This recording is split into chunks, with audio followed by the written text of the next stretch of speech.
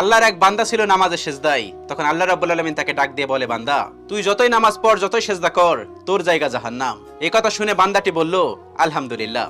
আল্লাহ তখন বলে, এই বান্দা, জাহান্নামের কথা শুনে কেউ আলহামদুলিল্লাহ কয়? বান্দা তখন বলে, আল্লাহ, জাহান্নামের মালিকও তুমি, জান্নাতের মালিকও তুমি।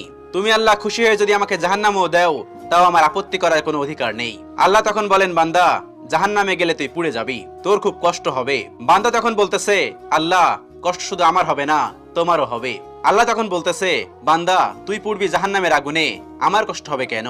বান্দা তখন বলে, আল্লাহ, কোনো মায়ের কোল থেকে যদি কোনো বাচ্চা পানিতে পড়ে যায়, তাহলে কোনো মাই দূরে দাঁড়িয়ে থাকতে পারে না, দৌড়ে গিয়ে বাচ্চাকে কোলে নেয়। আমার বিশ্বাস ওই মায়ের চেয়ে কোটি কোটি গুণ দয়া তোমার বেশি। আমাকে জাহান্নাম দিলে তুমিও আল্লাহ শান্তি পাবে না। আল্লাহ তখন বলে, বান্দা, এই দলিল তুই কই পাইলি? বান্দা তখন বলে, আল্লাহ, আমাদের জাতির পিতা ইব্রাহিম আলাইহিস সালাম তোমার প্রেম মুখে নিয়ে যখন নমরুদের আগুনে পড়ে গেল, তার আগেই তুমি বলে দিলে